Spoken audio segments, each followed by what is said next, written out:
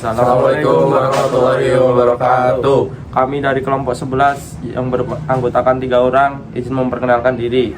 Yang pertama ada Nama saya Ginanjar Suryo Penggali dengan NIM 2024 008 003. dan saya Yoel Antonio Arya Mahendra dengan NIM 2024 008 012. Dan saya Muhammad Alim Gunialwi dengan NIM 2024 008 020. Di sini kami dari kelompok 11 akan mempresentasikan hasil dari laporan kelompok kami. Yang pertama adalah latar belakang masalah. Dalam bisnis modern, distribusi adalah bagian penting dari rantai pasok. Dan banyak produsen menggunakan perjanjian distribusi eksklusif untuk menjaga konsistensi merek, pengendalian harga, kualitas pelayanan. Namun, eksklusivitas juga menimbulkan resiko jika dilanggar. Kemudian ada latar belakang masalah. PT Unilever menunjukkan PT Indomarko atau pengelolaan Indomaret sebagai distributor eksklusif produk mereka. Dugaan pelanggaran terjadi saat Indomarko yang pertama menjual produk Unilever ke pihak luar negeri, kemudian yang kedua menjual di bawah harga kontrak, yang ketiga menggunakan merek Unilever tanpa izin. Kasus ini naik ke Mahkamah Agung dan berujung pada kewajiban ganti rugi. Kemudian ada rumusan masalah. Yang pertama ada apa bentuk pelanggaran yang dilakukan oleh Indomarko. Kemudian yang kedua, bagaimana dampak pelanggaran terhadap hubungan bisnis. Dan yang ketiga, ada apa konsekuensi hukumnya. Yang keempat, apa langkah yang dilakukan Unilever untuk pemulihan. Dan kelima atau yang terakhir, ada apa pelajaran hukum dari kasus ini. Oke, selanjutnya akan dilanjutkan oleh saya. Yang pertama ada teori hukum perjanjian. Yang kelima KUHP Perdata dan asas penting. Terus yang keenam ada pasar hukum lainnya. Di pasar hukum lainnya menjelaskan tentang Permendag nomor 24 tahun 2021 yang distribusi eksklusif wajib diatur secara tertulis mencakup wilayah, hak kewajiban, dan mekanisme sengketa.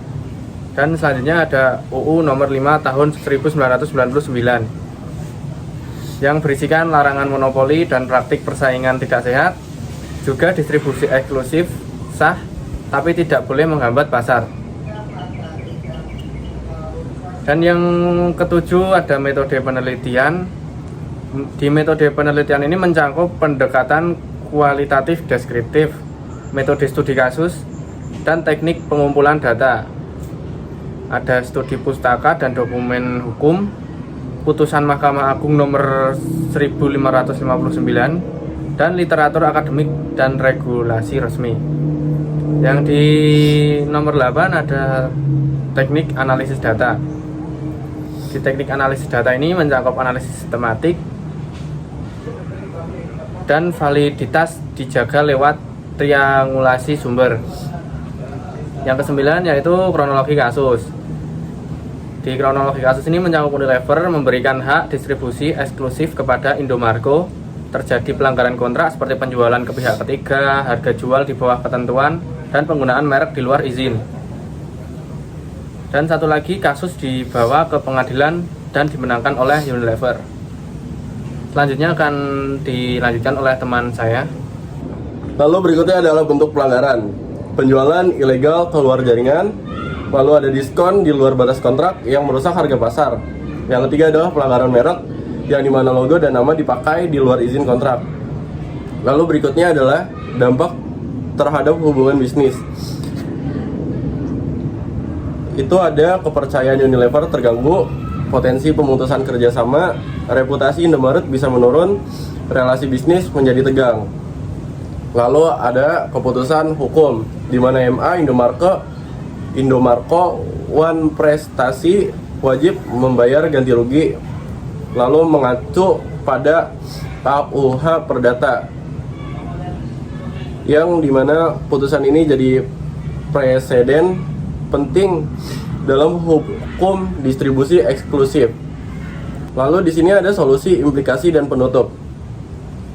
Tindakan Unilever untuk pemulihan yaitu adalah audit jalur distribusi, lalu ada edukasi hukum untuk seluruh mitra distributor, revisi penguatan isi kontrak, lalu yang terakhir ada sistem pemantauan digital distribusi dan harga.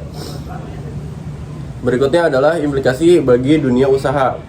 Pentingnya kontrak yang rinci, legal, dan disahkan notaris. Produsen wajib awasi kinerja mitra, di mana kontrak sama dengan perlindungan hukum dan reputasi. Yang dimana kesimpulannya, Indomarko terbukti melanggar kontrak distribusi eksklusif. Kerugian terjadi secara ekonomi dan reputasi. Putusan MA memperkuat perlindungan hukum bagi produsen.